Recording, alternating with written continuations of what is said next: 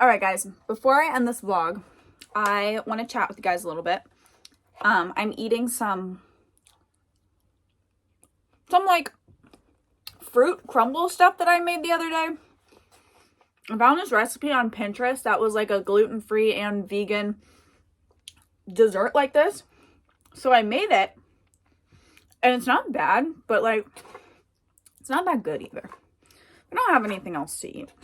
What was I saying? Oh yeah, I wanted to chat. So, the last couple days, I have been casually looking for another horse, which is absolutely absurd. So just let me explain. I've been casually looking for a companion horse. And I know in my recent podcasts, I have talked about how I need another horse, like I need a hole in the head. But some of you guys probably remember the two Belgian mares that belong to my boyfriend's family. They were basically family heirlooms or novelty horses because his granddad used to breed Belgians.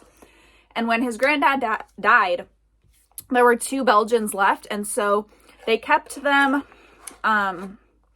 in the family, and they have just lived on the family farm for the last 15 to 20 years. They get fed, they get watered, they get, in the winter they get fed round bales. In the summertime, they eat grass. So they don't really do anything with these horses. They were just pets. And they kept them around on the farm.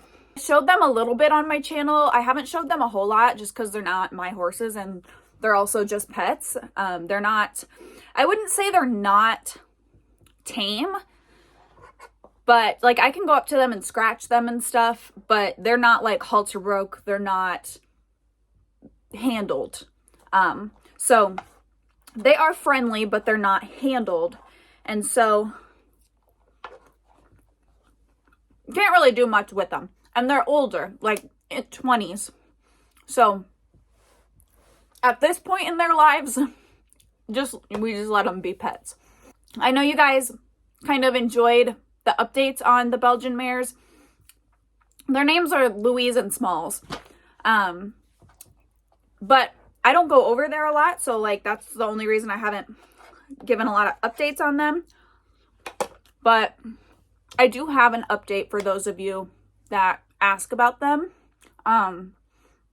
Unfortunately, it really sucks, but Smalls, one of the Belgian mares, recently passed away.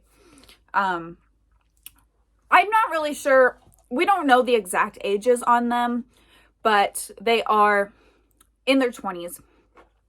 So Smalls, they thought maybe was a little bit younger, but her health just started to decline, and ultimately she's passed away recently in the last week or so.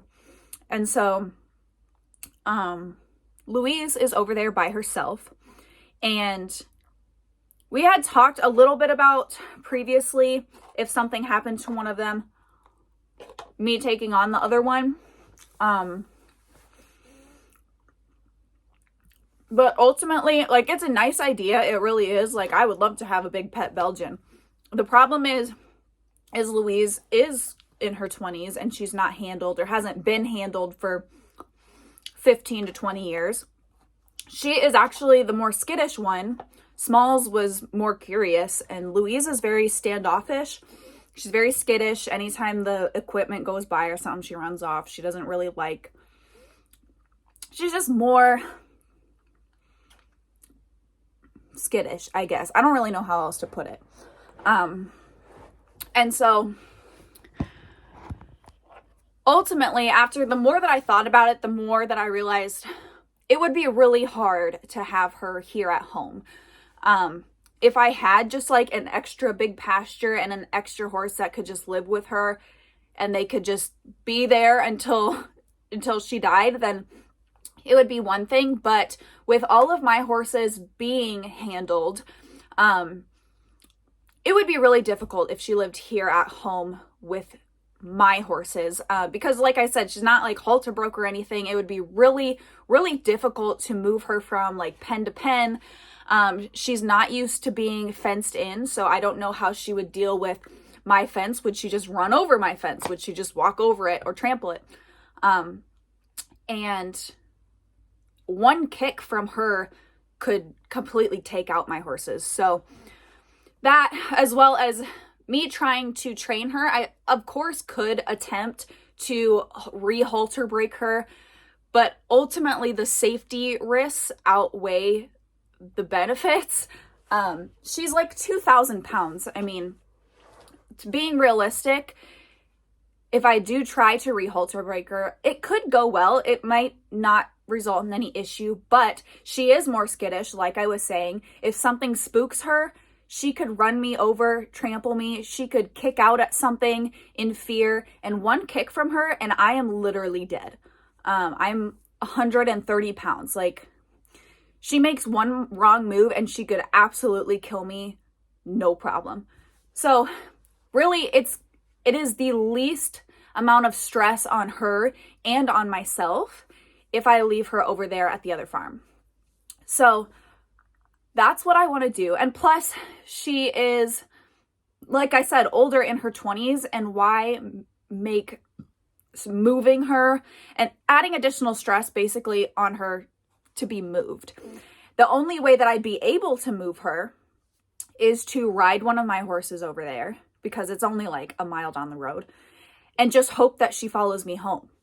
That's literally the only way that I could probably move her. I mean, I couldn't imagine trying to load her into a trailer. So I could hope that she follows me, hope that she doesn't try to attack my horse, try to kick at my horse, etc. So really the best well-rounded decision was for me to just leave her over there, and find her a friend. So that's what I've been doing.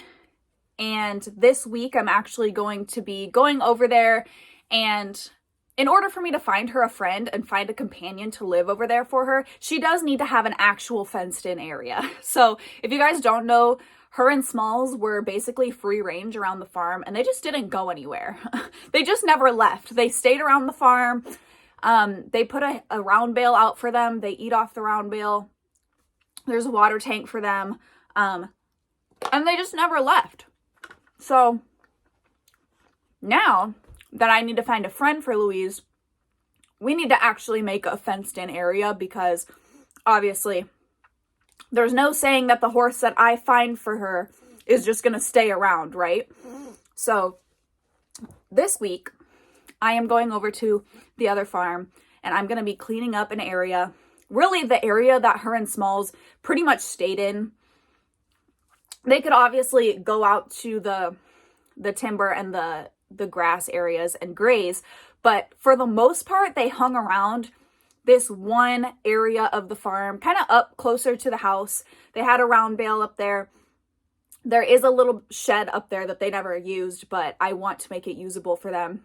And they just kind of hung out in this area all the time. So I'm going to be fencing in that area and cleaning it up, making sure there's no old posts or anything out there that anyone could get hurt on, and really making it a safe, usable space for her and the companion that I find for her. I do have a companion lined up. He is a horse, a regular size gelding, that belonged to some good friends of mine, but I'm gonna save that for another video when I go get him.